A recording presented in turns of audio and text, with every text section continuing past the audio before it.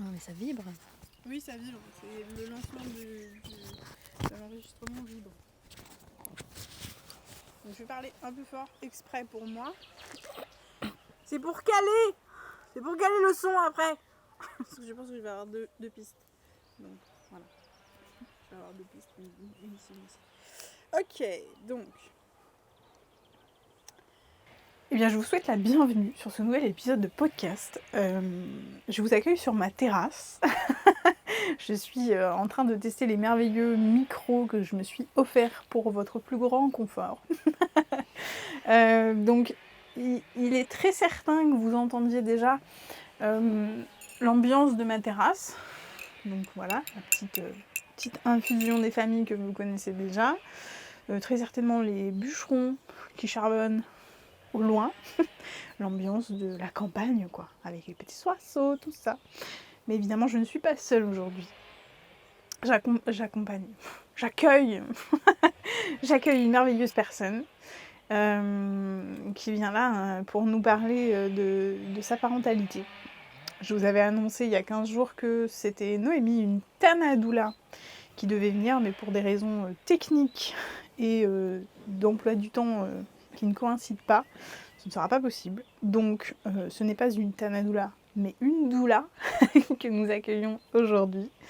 Magali va venir sur le podcast 2 fois aujourd'hui pour parler de sa parentalité, parce qu'elle a accompagné son tout petit à la rencontre de la mort, de défunt et de cette situation tant redoutée, je pense, par les parents, mais on va en parler ensemble aujourd'hui. Et elle viendra dans un mois, après l'épisode avec Christophe, le médium, pour nous parler de sa partie doula et accompagnement des passages de vie. Voilà. Vous écoutez un épisode du podcast Atelier Time, le podcast qui explore le deuil et la mort sous toutes les coutures. Atelier Time, Atelier Time, Atelier Time, Atelier Time, Atelier Time, Atelier Time. N'arrête jamais de prendre soin de toi. Salut Magali, comment tu vas aujourd'hui ? Bonjour Zoé, ça va très bien, merci. Et toi ? Écoute, je suis ravie qu'on se retrouve dans cette situation toute nouvelle et somme toute plus confortable parce que du coup avec Magali on a déjà enregistré un premier épisode de podcast quand même dans des conditions un peu moins confortables avec mon ancien micro, gros micro jaune. Ça restait confortable, hein. Il y avait l'infusion, il y avait le gâteau. Oui c'est vrai, mais en termes techniques c'est déjà un petit peu moins impressionnant d'avoir un micro cravate qu'un gros micro jaune à se faire passer. Tout à fait. Voilà.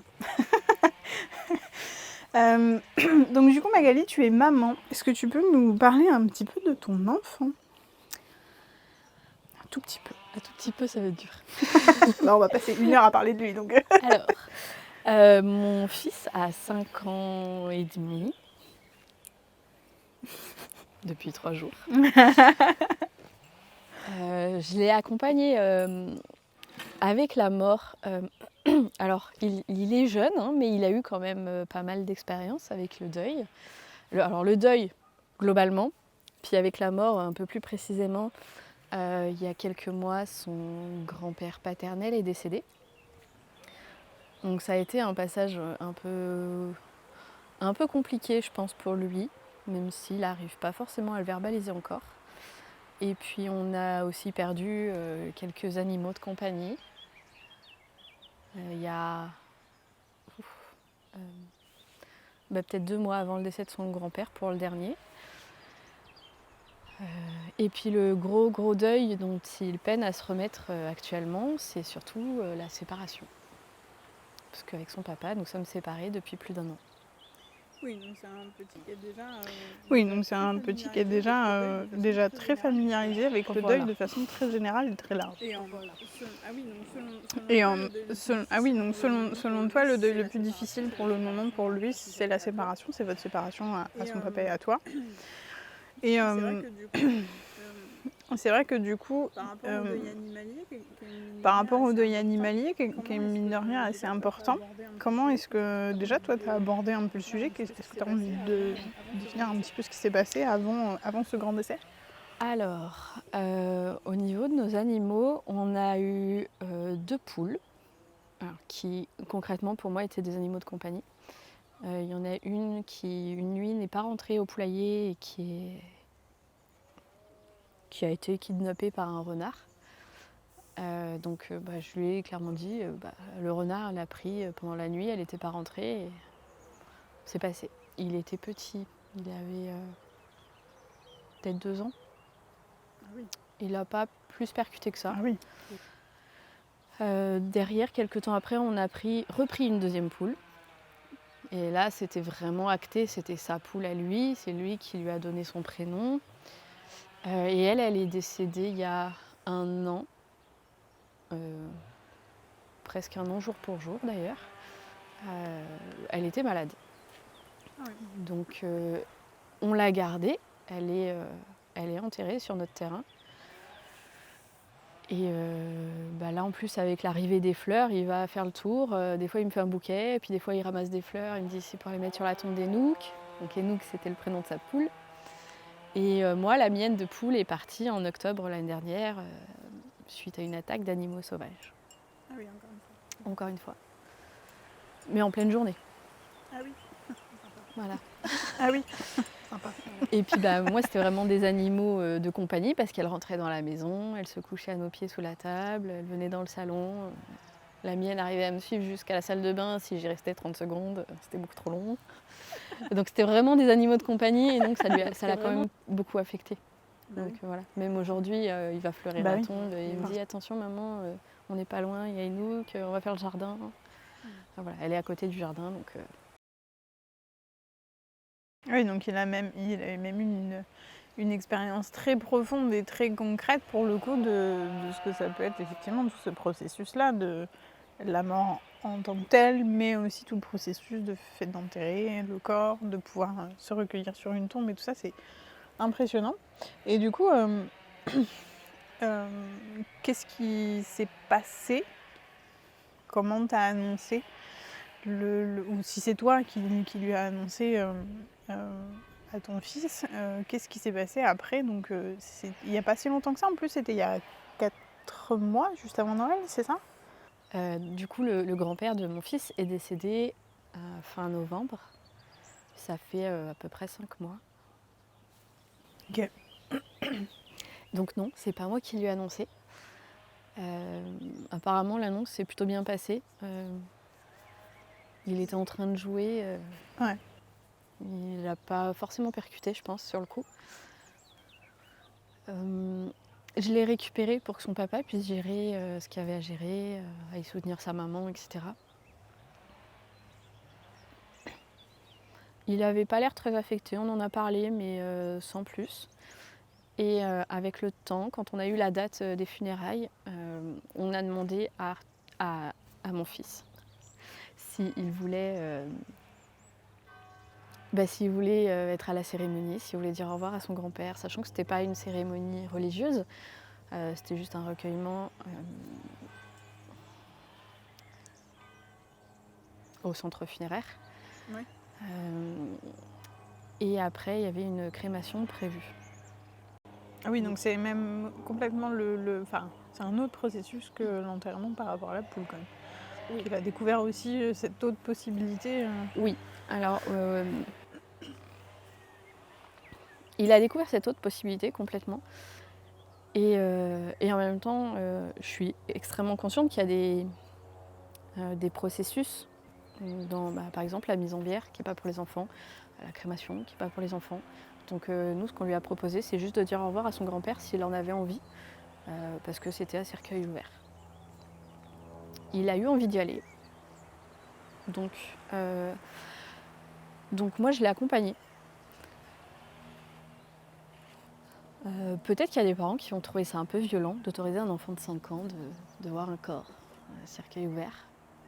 Moi, à 6 ans, ma grand-mère est décédée et je n'ai pas pu lui dire au revoir. Je l'ai vu sur son lit de mort, mais j'ai pas percuté, personne m'a vraiment expliqué ce qui se passait. Et j'ai pas eu le droit d'être à la cérémonie religieuse. Alors que clairement, j'en ai fait la demande, j'ai dit je veux y aller, on dit non, tu es trop jeune, tu restes ici. Donc je n'ai pas eu le droit d'y aller et ça m'a manqué. Je pense que j'ai réussi à faire mon deuil de ma grand-mère il y a que très peu de temps en fait, il y a potentiellement moins d'1 an. Du coup, ça c'est quelque chose que je voulais absolument pas pour mon fils. S'il émettait le souhait de dire au revoir à son grand-père, je voulais pas l'en priver. Après, on y allait à son rythme. On est resté de l'autre côté où on voyait pas le cercueil, le temps qu'il s'habitue et qu'il dise qu'il était prêt à y aller. Et si on y était allé juste pour qu'il reste dans cette pièce sans voir le cercueil et qu'il avait fini par dire ben non, en fait, je veux pas y aller du tout, je veux partir, on serait parti, il n'y aurait pas eu de problème. Il a mis plus de 20 minutes à dire oui, c'est bon, je vais aller voir papy, je vais lui dire au revoir. Et il est resté caché dans les bras, puis il a tourné la tête, il a regardé. Et puis au bout d'un moment, il a dit je veux aller dehors. Donc on est allé dehors, il a pris l'air, il a fait des câlins et il a émis le souhait de mettre une feuille dans le cercueil avec son grand-père pour faire un geste. Donc juste avant la fermeture du cercueil, il a posé sa feuille et voilà. Globalement, on est parti à peu près à ce moment-là. Ok. On a beaucoup parlé dans la voiture sur le retour. Il m'a parlé de ses émotions. Alors au début, il me disait qu'il ne voulait pas en parler. Et puis bon, on n'habite pas à 5 minutes non plus. Donc finalement, il a fini par parler, par me dire toutes ces émotions différentes qui s'étaient passées en lui. Et on a échangé sur le sujet. Et arrivé à la maison, il était parti jouer et tout allait bien. Ah oui, ok. Ouais. Donc ouais, il a vraiment fait Oui. une séparation, c'est fini, ok. Ça marche. Et il t'a posé des questions pour comprendre ce qui s'était passé, pourquoi du comment, pourquoi est-ce qu'il était dans un cercueil, pourquoi l'incinération peut-être. C'était quoi, c'était quoi ces questionnements de quoi est-ce que vous avez pu parler sur le moment? Alors, je me rappelle surtout qu'il m'a demandé... Je sais plus comment c'est arrivé sur la conversation, mais globalement, c'était pourquoi papy n'a pas une cérémonie à l'église. Pourquoi... Enfin, des choses qui tournaient autour du coup de la religion. Il avait vu un dessin animé avec son père quelque temps avant qui apparemment, moi je ne l'ai pas vu, mais qui apparemment parlait de ça. D'accord. Et depuis ce jour-là, il a émis le souhait de se faire baptiser parce que lui, il veut aller à l'église, il veut faire une cérémonie à l'église, il veut se marier à l'église, il veut... Voilà. D'accord. Beaucoup de liens avec l'église, alors que clairement, je n'en ai pas forcément beaucoup parlé depuis qu'il est né. Moi, je suis baptisée, mais ça fait des années que je n'ai plus les mêmes valeurs que la religion dans laquelle j'ai été élevée. Donc c'était pas forcément quelque chose que j'avais envie pour lui, en tout cas pas si petit. Donc lui, ça a surtout tourné autour de ça. Après, la crémation, ça l'a pas perturbé. Alors il n'y a pas assisté, hein, mais de savoir ce que c'était, ça l'a pas perturbé. Ça l'a plus perturbé quand il m'a demandé ce que moi je voulais quand je vais mourir et que je lui ai dit moi aussi je veux une crémation. Et là, il a vraiment bugué. Il m'a dit mais maman, je pourrais plus te voir, je pourrais plus te toucher si tu fais ça. Dans tous les cas, si je suis morte, tu pourras plus me toucher, tu pourras plus me voir en fait. Bah, c'est ça. C'est ça. Et là, ça a du mal à passer. Ouais. Et c'est quoi, il a eu une grosse crise de larmes et toi, comment t'as géré en fait, ce tilt, il a vraiment tilté ce qui se passait et peut-être aussi un peu ce que c'était concrètement la mort, en tout cas ce que ça impliquait, tu vois, pour les personnes que lui connaît, que voilà. Alors cette partie de la conversation, elle a eu lieu le soir. Donc là, on était vraiment face à face. Il n'a pas eu de crise de larmes, mais il a bugué. Et puis je voyais vraiment son visage qui changeait, tu vois. Il avait une tristesse, même sans pleurer, il avait une tristesse énorme sur le visage. Genre une énorme détresse, tu vois. Bon, je l'ai rassuré comme j'ai pu. Je lui ai dit, de toute façon, je sais pas ce que demain nous réserve, mais j'ai pas prévu de partir tout de suite. En même temps, qu'est-ce que je veux dire de plus ? Je peux pas lui promettre d'être là toute sa vie, parce que je sais pas en effet ce qui va se passer, même aujourd'hui, même demain. Mais voilà, je lui ai dit, moi, j'ai pas prévu de partir tout de suite. Après, on verra quoi. Ouais, ok. Et tu as l'impression qu'il va comment aujourd'hui par rapport à toute cette histoire? Parce que ça fait pas si longtemps que Alors, ça en fait. Par rapport au décès de son grand-père, il va bien. Il est triste quand on en parle. Il est triste quand on parle de la mort en général. Mais il va bien. Quand il va voir sa grand-mère, il est très content d'aller la voir. Il est très doux avec elle. Il doit sentir que ça n'a pas été facile pour elle non plus. Et il est beaucoup plus doux avec elle qu'avant. Il est plus attentionné avec elle. Mais il n'en parle pas beaucoup. Ok. Voilà. Est-ce que tu penses que c'est parce qu'il n'en ressent pas le besoin ou qu'il sent qu'il y a ça reste un sujet sensible et il n'a pas envie de... Je pense qu'il n'en a pas besoin. Ok. Alors, je ne sais pas comment ça se passe du côté de son père, mais avec moi, il sait qu'il peut parler de ce qu'il veut. Et il sait très bien que si ce qui me dit déclenche une émotion, ben, c'est moi qui vais gérer mon émotion, mais je vais le laisser parler. Oui, c'est ça. Donc en fait, s'il m'en parle pas, je sais que c'est qu'il n'en a pas besoin. Donc, ça m'arrive, moi, de mettre quelque part les pieds dans le plat. Ouais. On va dire c'est assez rare, et c'est pour vérifier si ça a évolué et comment il se sent. Et globalement, ça va bien. Il est triste, mais ça va. Ouais. Ok. Il n'était pas très proche de son grand-père. Ils avaient une relation, ils se voyaient régulièrement, mais c'était pas... Voilà, c'était pas une relation fusionnelle, c'était pas... Oui, c'était une relation qu'on peut avoir avec un grand-père qu'on ne voit pas tous les jours, ni toutes les semaines, enfin ouais. C'est ça. Ok.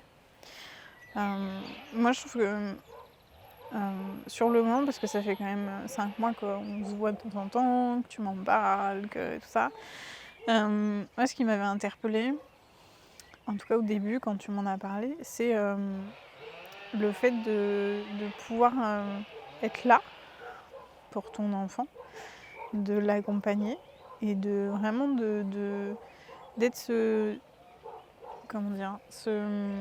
pilier de sécurité en fait, qui je pense effectivement lui a permis d'aller voir son grand-père, enfin vraiment de prendre le temps d'intégrer, de comprendre, même je pense d'observer les autres membres de la famille, à interagir, voir et voilà, qu'ils puissent comprendre un petit peu comment les autres aussi se sentaient. Et je trouve que l'accompagnement que tu as offert à Sigur, du coup, qui est du coup évidemment un faux nom pour son fils, en fait c'est vraiment précieux ce que tu lui as offert parce que vraiment tu l'as laissé appréhender à son rythme ce qu'il ressentait lui profondément et tu l'as pas tu lui as pas mis des choses dans la tête. Dans le sens où tu vois, en parlais au début par rapport au sommeil, tu lui as pas dit il s'est juste endormi pour toujours. Par exemple, tu vois, parce que je sais que j'ai eu pas mal de retours, j'ai beaucoup d'enfants qui finissaient par faire des crises d'angoisse et à ne plus vouloir dormir parce qu'ils avaient peur de pas se réveiller. Ça, ce genre de choses. Et je trouve que c'est vraiment une expérience importante à partager pour inspirer les autres, pour peut-être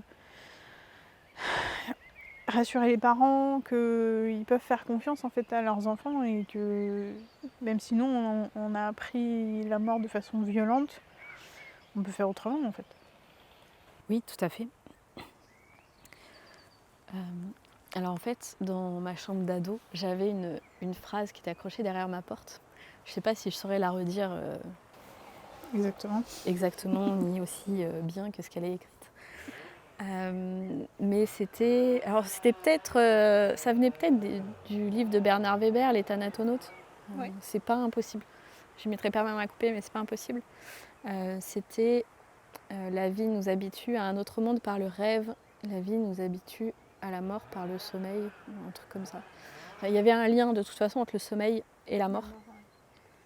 Un lien que je trouve très beau, mais évidemment, non, je ne vais pas le dire comme ça à mon fils, parce que c'est pas vrai. Et parce que... alors, il faut savoir que moi, j'ai eu un accouchement traumatique, en fait, pour Sigur. Et en fait, lui aussi. L'accouchement a été traumatique pour lui aussi. Il a eu, pendant longtemps, il a eu peur de s'endormir parce qu'il avait peur de mourir. Parce que les antidouleurs que moi, j'ai reçues pour sa naissance, il les a reçues aussi. Et il a été obligé, du coup, à cause de ces substances, de s'endormir alors qu'il devait rester éveillé et acteur de sa naissance. Et lui, il a lutté pour rester éveillé à un moment crucial de sa vie, en fait, pour ne pas mourir. C'est ça. Et les médicaments l'obligeaient à s'endormir. Donc voilà, on a tous les deux eu notre part de trauma lié à la naissance. Je sais que c'est pas le seul enfant dans ce cas, hein. J'ai eu d'autres petits qui sont passés ou d'autres mamans qui m'ont raconté l'histoire de leurs enfants et que c'est la même histoire. Donc non, clairement, jamais je lui aurais dit c'est un peu comme dormir, juste c'est plus long. Non, c'est pas vrai. J'aurais jamais fait ce lien avec lui en tout cas. Je pense qu'effectivement, quand on grandit, on peut faire ce lien-là. Quand on a un peu plus de maturité, de compréhension globalement, du monde et de la vie, hein, donc de la mort, indispensable. Mais je comprends, je veux dire, quand ils sont tout petits, je pense qu'ils n'ont pas forcément ce second degré ou ce côté poétique que les adultes ou au moins les enfants un peu plus âgés peuvent avoir. De dire oui, c'est... Quelque part, c'est un peu rassurant de se dire que oui, nos défunts s'endorment pour toujours, quoi. C'est plus joli de dire ils sont morts, quoi. C'est un petit peu plus joli. Mais je pense qu'effectivement, quand c'est des enfants qui sont tout petits comme ça, qui sont confrontés, je pense qu'effectivement, il faut pas leur mentir.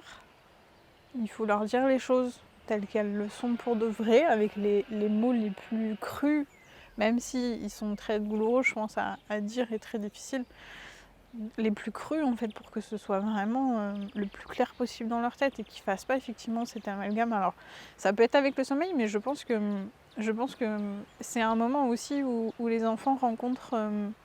alors là, dans le cas de Sigur, c'est pas le cas, puisque du coup tu disais qu'il avait déjà un regard par rapport à l'église avant, je crois.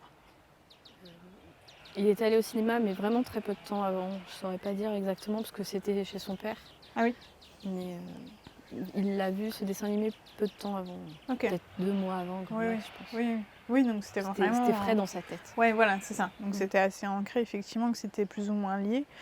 Mais c'est vrai que je pense que le fait d'être confronté à son premier décès, peut-être pas quand c'est des animaux, c'est un peu moins le cas, parce qu'on n'a pas ce côté religion...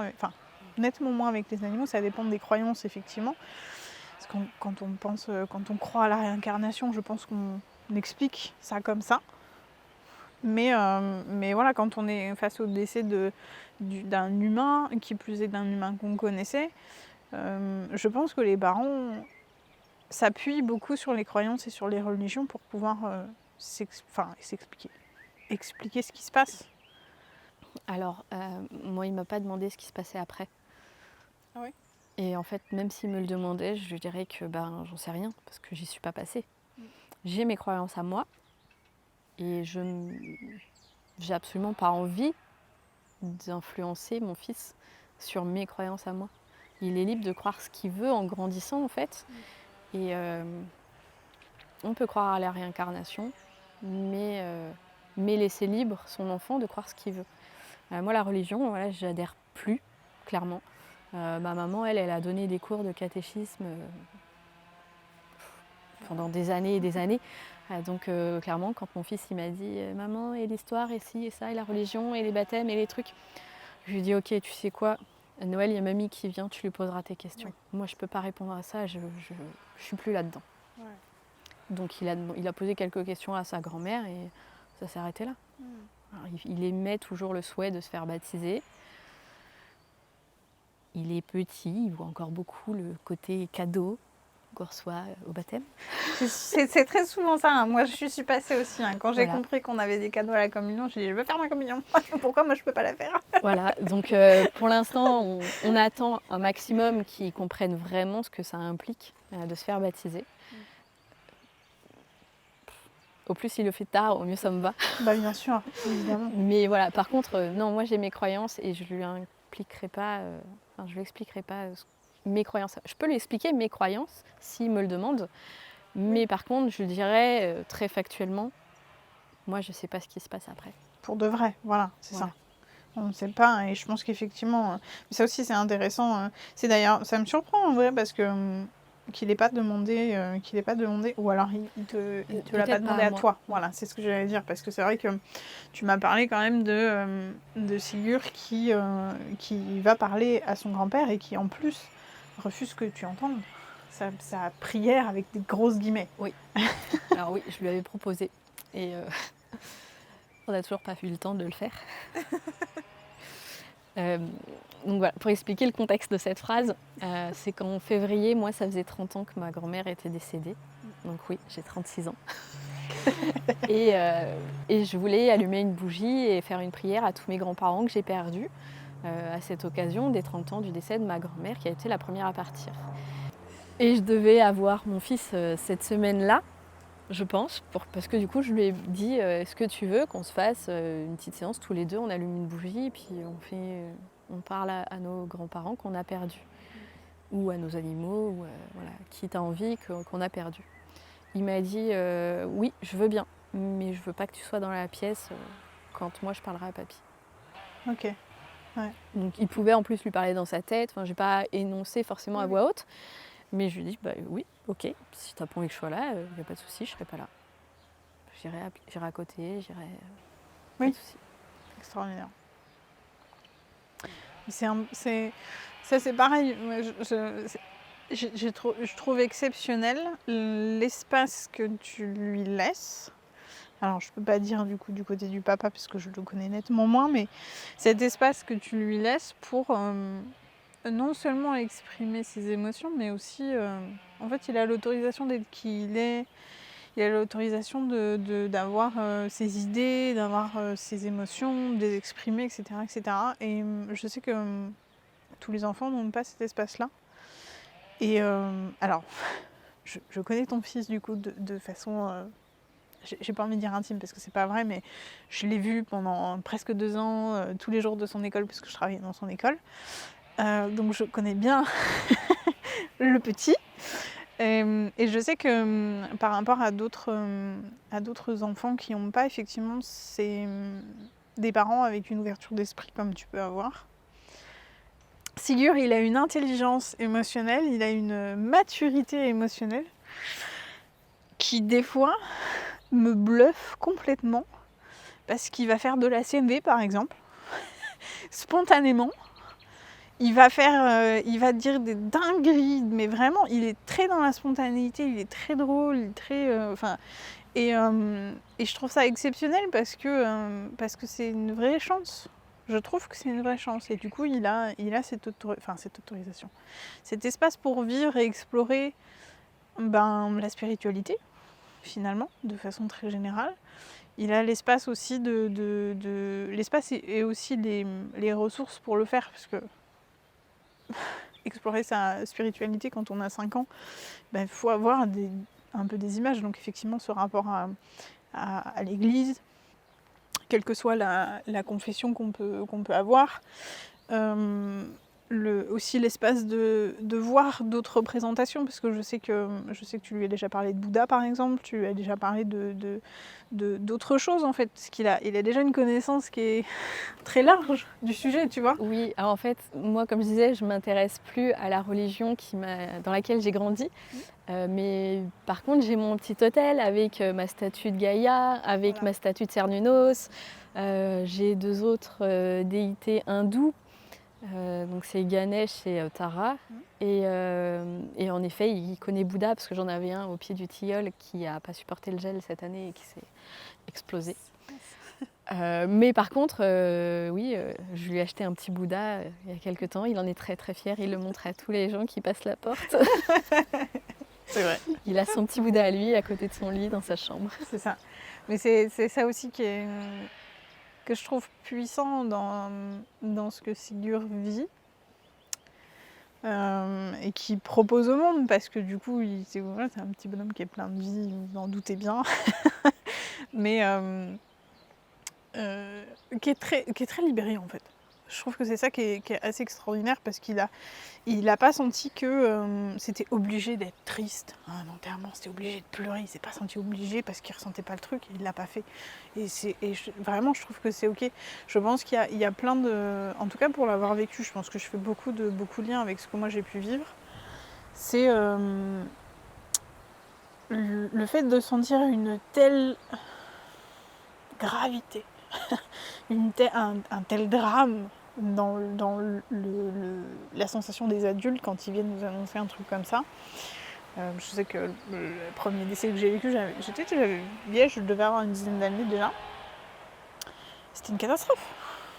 Il y avait beaucoup de secrets. On nous a prévenu qu'un tel allait pas bien, donc il fallait faire attention à eux. Sans nous expliquer plus qu'il faut faire attention, papa va pas très bien, il est triste, ok d'accord, mais ça veut dire quoi faire attention à quelqu'un qui est triste? Finalement, hein, c'est un peu ça, mais bon, ok d'accord. Et puis du coup, ça remet tout en question, parce que du coup pendant quelques jours on va pas aller à l'école, pour aller aux obsèques, et puis les obsèques, du coup nous on était projetés, je sais qu'on était projetés avec ce premier décès dans la religion, que nous pour le coup effectivement on savait que cette partie de la famille-là était très religieuse, mais on n'en a jamais parlé, on n'a jamais compris ce que c'était, on n'a jamais compris ce que ça impliquait, nous on en avait peur, parce que du coup il y avait les fameux crucifix avec notre cher Jésus crucifié sur sa croix, sans rien cacher, j'ai envie de dire. Donc ça, pour un enfant qui ne comprend pas ce que c'est, qui ne comprend pas pourquoi il y a quelqu'un qui est crucifié dans chaque pièce de la maison, c'est un peu bizarre, ça fait un peu peur, je vais pas vous mentir. En tout cas, moi, c'est vraiment l'enfant intérieur que j'ai, qui se souvient vraiment du truc. Genre vraiment, c'est un peu glauque d'avoir cette représentation-là dans chaque pièce de la maison. Donc ça faisait peur. Et d'un coup, on était projetés donc dans tout ce dramatisme-là. Donc vraiment, tout le monde pleure, il n'y a personne qui se sent bien, tout le monde... C'est très très stressant, très lourd. Et en plus d'être projeté dans cet univers-là qu'on ne connaît pas et qui nous fait peur. Donc c'est vraiment genre... le max du max, quoi. Et je pense qu'il y a plusieurs moments dans ce processus-là et dans cette expérience-là où j'ai craqué parce que j'étais pas triste. Parce que, encore une fois, comme Sigurd, j'étais pas particulièrement proche de cette personne-là. Mais c'était hyper dramatique. C'était tout le monde habillé en noir, tout le monde dit des prières, des choses que je connaissais pas, que je comprenais pas. Et puis c'est lourd, puis c'est des choses hyper tristes, et puis je vois ma grand-mère pleurer, et jamais vraiment. Et en fait, je pense que c'est pour ça que plusieurs fois j'ai craqué, parce que en fait, j'avais peur. Et je voyais tout le monde effectivement pleurer, tout le monde être très mal et tout machin. Et je pense que j'ai un peu compris ça dans le truc. Il faut être triste. Il faut être triste, parce que c'est triste. Tu vois, c'est vraiment l'expérience que moi j'ai eue en tant que gamine, c'était ça. C'était vraiment c'est lourdingue, quoi. C'est lourdingue, c'est flippant. Et puis comme personne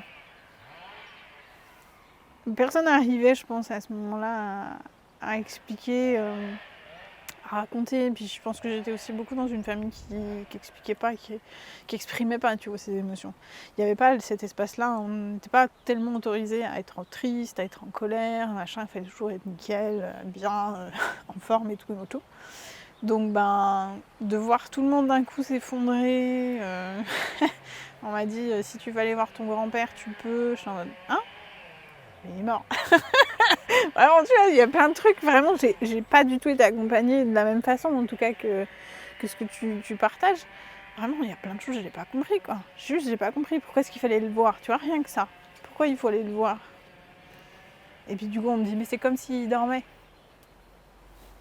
Et donc, tu vois, ça justifie rien, ça explique rien, ça... Tu vois ce que je veux dire? C'est tout un univers hyper particulier. C'était pas les mots que tu avais besoin d'entendre à ce moment-là. Ouais, c'est ça. C'est ça. C'est très, très curieux comme expérience, quoi. Quelque part, je vais revenir à quand ma grand-mère est décédée, Ouais. parce que je l'ai appris par téléphone. Ah oui. Enfin, ma mère l'a appris par téléphone, j'étais juste à côté. Mhm. Après, quand on est allé la voir, personne m'a dit dis-lui au revoir maintenant parce que tu ne seras pas à la cérémonie. Oui. Je comprends, hein, mes parents ils avaient autre chose à faire qu'à s'occuper de moi pendant 1 heure. Une cérémonie pour un enfant de 6 ans, c'est long. Les émotions de ma mère étaient forcément à fleur de peau. Bien sûr. Il y avait autre chose à faire qu'à me gérer. Mhm.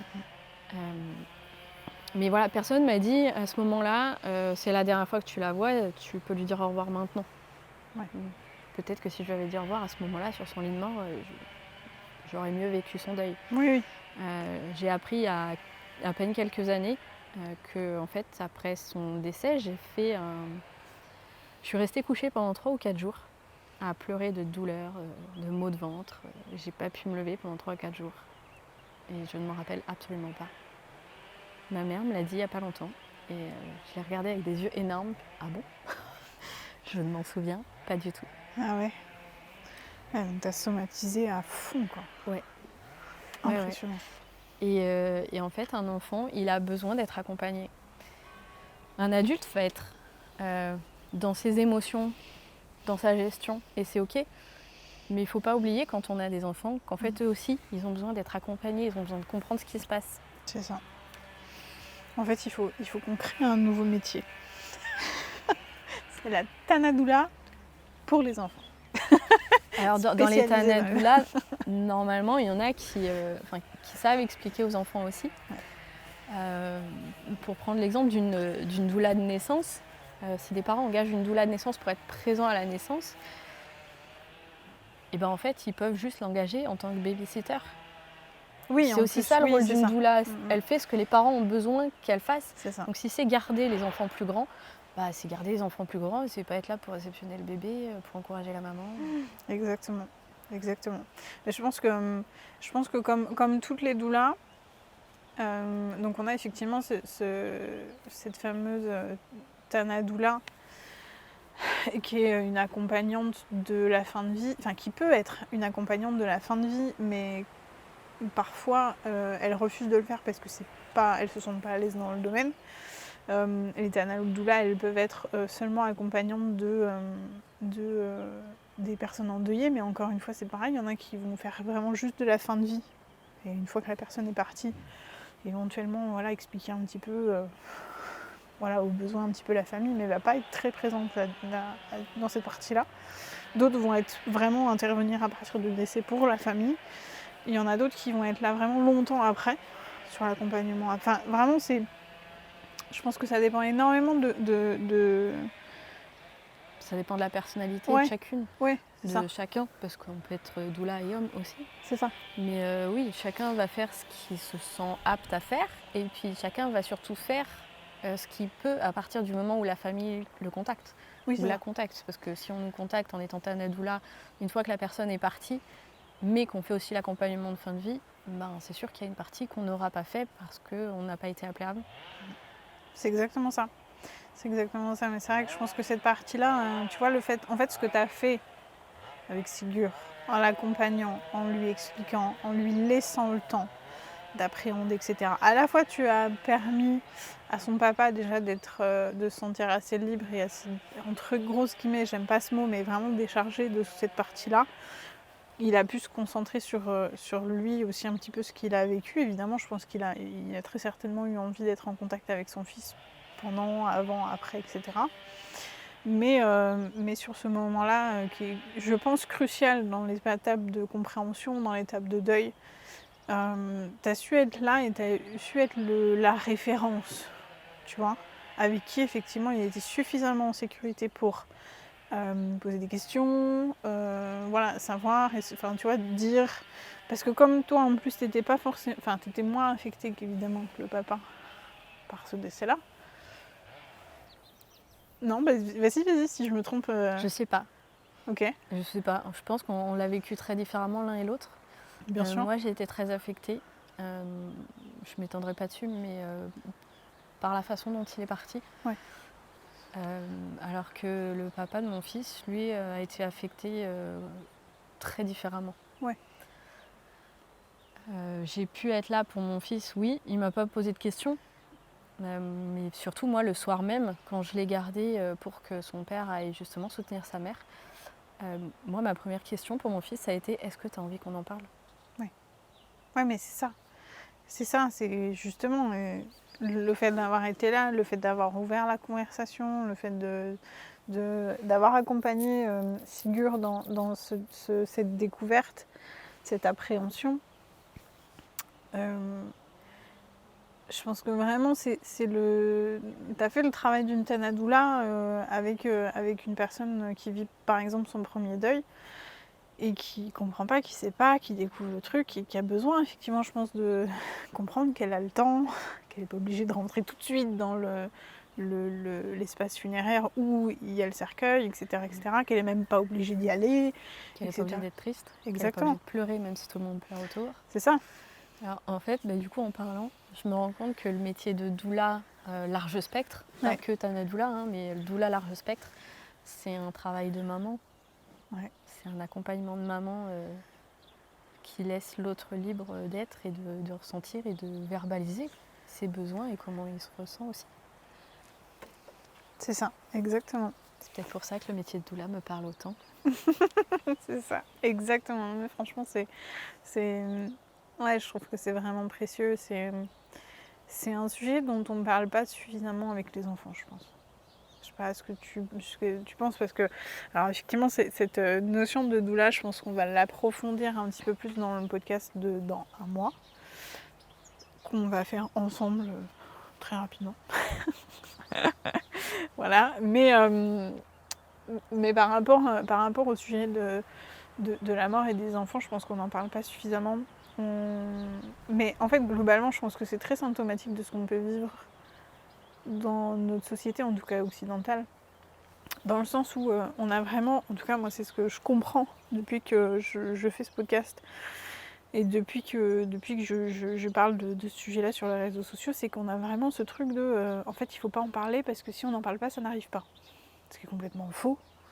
Voilà, qu'on en parle ou qu'on n'en parle pas, ça peut arriver à n'importe quel moment, à n'importe qui, pour n'importe quelle raison. Et sur n'importe quel sujet, on n'est pas obligé de parler que du deuil pour ça. Voilà, exactement. Une maman qui se prépare à accoucher, mais qui ne prépare pas la césarienne parce qu'elle ne veut pas en entendre parler, voilà. En fait, ça arrive aussi. C'est ça, exactement. Donc voilà, c'est un sujet dont on ne parle pas suffisamment, alors qu'on a plein de ressources, on a plein de belles ressources en plus. Effectivement, le moindre sujet peut permettre de parler déjà du deuil, dans le sens où c'est marrant parce que ça me fait penser à ce que ma sœur disait dans le premier épisode de podcast que j'ai fait avec elle. Le seul épisode d'ailleurs de podcast que j'ai avec elle. J'espère que ça va changer bientôt et qu'on va refaire Lola, tous les si deux. tu passes par là. Voilà. Elle passera très certainement ici. Je sais qu'elle m'écoute tout le temps. Donc Lola, quand tu veux. Sur le sujet que tu veux d'ailleurs, parce qu'on a plein de trucs à raconter. mais oui, globalement, effectivement, on n'est pas obligé d'attendre ni la mort d'un animal de compagnie, ni la mort d'un membre de la famille pour pouvoir aborder ce sujet-là. On peut parler, pareil, j'en ai beaucoup parlé aussi avec la perte du doudou, par exemple. Un truc tout bête. Mais oui. Voilà, quand on est enfant, on a souvent un doudou qu'on travaille partout et qu'on perd souvent. Parfois, les parents sont très prévenants et ils ont des doudous en double. Franchement, les parents qui font ça, mais alléluia. J'aurais tellement aimé que ma mère fasse ça. Alors ça se fait de plus en plus. Hein. Ouais. Par contre, il faut garder en tête que tous les doudous ne sont pas potentiellement achetables en double. Voilà. Moi, j'ai eu la chance que le doudou que mon fils a choisi, il venait du supermarché d'à côté et que j'ai pu en acheter un double. Ouais. S'il en avait choisi un plus rare, un Disney, un truc, un machin, c'est ça. Un acheté en Écosse, j'aurais été mal. C'est ça. Ouais, mais au moins, il a choisi un truc qui est reconnaissable, qui a une marque, tu vois, même si c'était Disney, tu aurais pu trouver éventuellement un équivalent. Je sais que ma cousine, d'ailleurs, pareil, Loulou, si tu passes par là, check up. Ma cousine a trouvé, et ça j'ai trouvé ça exceptionnel et vraiment j'étais jalouse, elle m'a envoyé une photo, j'étais en mode oh mais t'as trop de la chance. Elle a trouvé son doudou mais en plus grand, le même, mais en XXL. Tu vois, je t'en donnais. C'est exceptionnel. Et ouais, du coup, pour revenir au fait que ça me faisait penser à l'épisode que j'ai enregistré avec Lola, c'est que Lola, en fait, elle disait que quand elle était petite, et je pense que je la rejoins beaucoup là-dessus, on n'a jamais eu la notion de perte. On n'a jamais appris la notion de perte.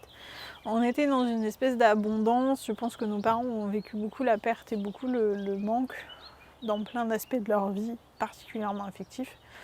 Et je pense qu'on a toutes les deux vécu dans une espèce de surenchère. Tu vois, beaucoup de jouets, beaucoup de peluches, beaucoup d'activités, beaucoup de machins. Alors c'est pas du tout un reproche. Hein. Si papa tu m'écoutes, ce n'est pas un reproche. C'est un fait, c'est tout. Et je pense qu'effectivement, la notion de deuil, elle peut être aussi abordée dans ce sens-là, dans le sens où on ne peut pas toujours avoir ce qu'on veut. Et quand on a quelque chose, c'est pas parce qu'on l'a maintenant qu'on peut pas le perdre, qu'on peut pas, ou que ça peut pas être détruit, ou que de la même manière qu'un super gâteau fait maison par le chéri, une fois qu'il est fini, il n'y en a plus quoi. c'est un peu le même principe, même quand on lit des histoires. On en avait discuté avec Stevie d'ailleurs de Beck Benzen. Harry Potter. Voilà, tout le monde a vécu un deuil quand les dernières secondes d'Harry Potter et que le générique d'Harry Potter du dernier épisode s'est lancé. Oh, mais les livres déjà. Voilà, mais oui, mais rien que les livres, bien sûr. Mais voilà, Oh, j'ai envie de spoiler. On spoil. Est-ce qu'on spoil vraiment maintenant quand on parle d'Harry Potter ? Je suis pas sûre, hein. Voilà. Je pense pas. Mais je pense qu'on a tous fait le deuil de Dumbledore à un moment donné. En tout cas, on a vécu beaucoup. Tu vois, moi, le plus difficile, ça a été Sirius. Ah ouais, c'est vrai. C'est vrai. Ouais, Edoui, je sais quand même. Oh, mais oui, j'avoue. Ouais. Oh, j'avoue. Oh, quelle tristesse. Ah, ben voyez, on se replonge spontanément dans les deuils. J'espère vraiment que tout le monde a lu ou écouté ou vu les films avant d'écouter ce podcast. Mais voilà, tout ça pour dire que vraiment, même quand on lit une histoire et quand on est attaché à un personnage et que l'histoire se termine, c'est pas vraiment comme si le personnage était mort, mais en tout cas on n'y a plus accès. On n'a pas accès à sa suite. Alors, tout dépend de la sensibilité des gens, je pense. Hein. Mais en étant un peu hypersensible, ouais. Quand on lit un bouquin, enfin moi je sais que j'ai beaucoup lu pour ça, c'était pour m'évader. Ouais. Et à chaque fois j'étais dans l'histoire, quoi. Ouais, Donc oui, moi, ça. le décès d'un personnage, tu peux être sûre que j'avais mon paquet de mouchoirs à côté de moi. Ouais, même aujourd'hui, si je regarde les films, je pleure. Hein. Ah ouais. Moi, j'ai un peu l'impression que du coup, ils continuent à vivre, mais sans moi, dans le sens où, à la fin de l'histoire, ils sont pas tous morts. Heureusement, parce que sinon, on lirait pas des histoires. Oui, non, mais au moment où Edwige se sacrifie, il y a plein de moments comme ça où c'est sûr que moi, j'ai mon paquet de mouchoirs. C'est... Ah ouais, bah oui. Oui, sur Harry Potter, bien sûr. Mais puis après, il faut le temps, tu sais, de redescendre, de te dire, ok, je suis dans ma vie à moi, en fait, là. Oui. C'est bon. En fait, je peux relire l'histoire si je veux. Oui, il y a ce côté. Oui, bien sûr, il y a ce côté comme ça, effectivement, mais il y a ce côté aussi où, en tout cas, moi, c'est vraiment ce que je vois, c'est que quand l'histoire est terminée, c'est terminé. Et on n'a plus. En fait, ils deviennent des personnages de nos vies. Ils deviennent des amis, c'est des gens avec qui on va partager un bout de leur histoire à eux. Et puis une fois que c'est fini, on n'a plus la possibilité de leur parler, de savoir comment ils vont, est-ce qu'ils ont des enfants maintenant, est-ce qu'ils ont trouvé l'amour, machin, enfin c'est ce genre de choses quoi. On sait maintenant qu'Harry Potter, il est plutôt heureux. Sinon il y aurait eu une suite. C'est ce qu'on essaye de se dire, je pense. Il y a eu le petit teaser de la fin avec les enfants de chacun, tout ça. Voilà, c'est ça, on se doute bien. Mais c'est vrai que même Ron et Hermione, on ne sait pas ce qu'ils sont devenus, tout ça. Enfin, c'est vrai que il nous manque un peu, quoi. mais ouais, je sais pas, je trouve que le deuil, en tout cas, avec les enfants, il est abordable de 1001 façons. Oui. Et je pense que la perte est une notion fondamentale et vraiment la perte importante. et la fin. Ouais, c'est ça. Je sais que Sigurd, il a énormément de mal quand on lui dit c'est fini, on s'en va. Ouais. Ça, Oui, c'est c'est ça. dur. Il nous fait des crises, il court dans tous les sens. Ah, je veux pas partir, je veux pas que ça s'arrête. Oui, Ouais, c'est ça. voilà. C'est Et ça, je sais que les micro-deuils du quotidien, pour lui, sont compliqués. Mais je pense que beaucoup de parents qui nous écoutent éventuellement vont se reconnaître dans ce que tu viens de dire. Quel parent, honnêtement, sincèrement du fond du cœur, quel parent qui nous écoute n'a jamais vécu une crise de leur enfant au moment où on dit on y va. On s'en va. Et c'est pas faute de le préparer, Voilà. de lui dire Encore 5 on va minutes, bientôt machin. partir, profite des dernières minutes, mais garde en tête que c'est bientôt fini. C'est ça. On le prépare, Mm. mais ça marche pas. C'est ça. Oh, et puis même nous, quand l'enfant s'ennuie et que nous on profite et qu'il est là, c'est quand qu'on y va? Bientôt, chérie. Voilà, là du coup c'est l'inverse qui se passe et c'est plutôt nous qui devons faire un deuil sur les bons moments qu'on voulait passer. Mais voilà, c'est Ça arrive aussi. tout. Je pense que c'est toute la joie d'avoir un enfant, d'être parent en fait. Toute la découverte. Je pense que tu redécouvres profondément ce que peut être la vie, quoi. Ouais. Et puis il y a tout l'apprentissage en fait du respect et de l'écoute de l'autre. Oui. Parce que oui, on lui impose de partir à certains moments, mais quand lui nous demande de partir parce que c'est pas possible, parce qu'il y a un truc, parce qu'il y a un autre truc, faut aussi l'entendre. C'est ça. C'est ça. Je pense Alors, que c'est pas les enfants rois, hein, contrairement à ce que certains vont peut-être penser, mais c'est juste du respect de l'autre en fait. Oui, c'est ça. C'est du respect, puis c'est de la connexion profonde.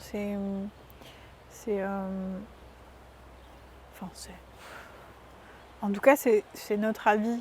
C'est ce que. Alors, je peux pas dire. C'est ce que je vis. Parce que je n'ai pas d'enfant. Pour ceux qui ne sont pas au courant, qui me découvrent éventuellement avec cet épisode-là, je ne suis absolument pas parent. Et c'est pour ça que j'ai invité Magali pour parler de ce sujet-là, puisqu'elle sait. En tout cas, elle sait plus que moi.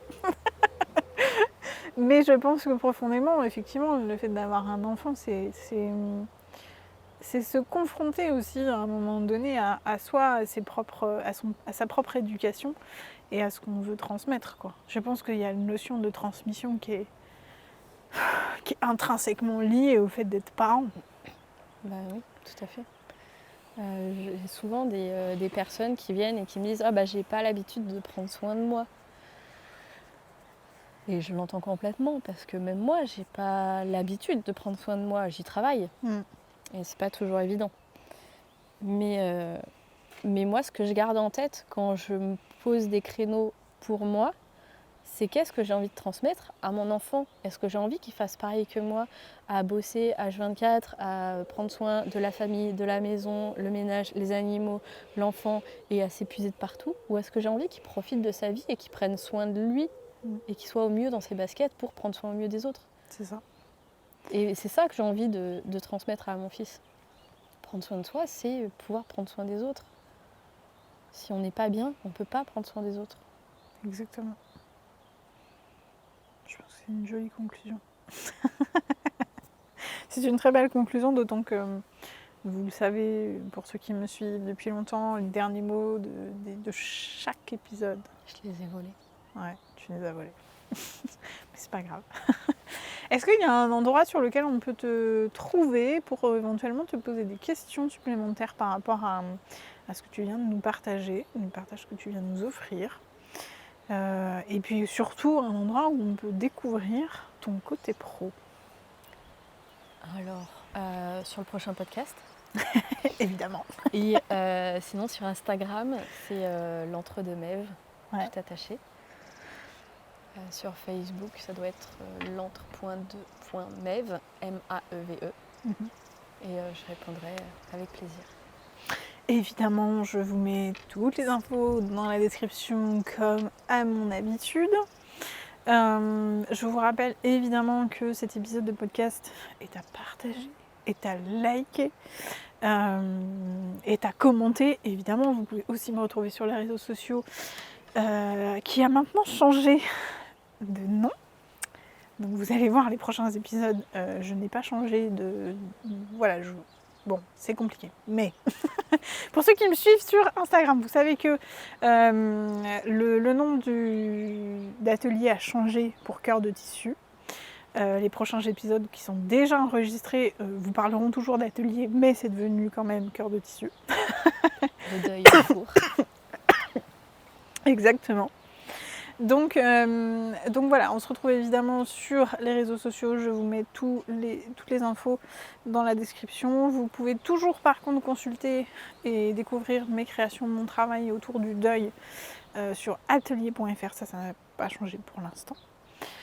Mais voilà, je ne peux que vous souhaiter une belle semaine, une belle soirée, une belle nuit, une belle journée en fonction du moment où vous écoutez cet épisode.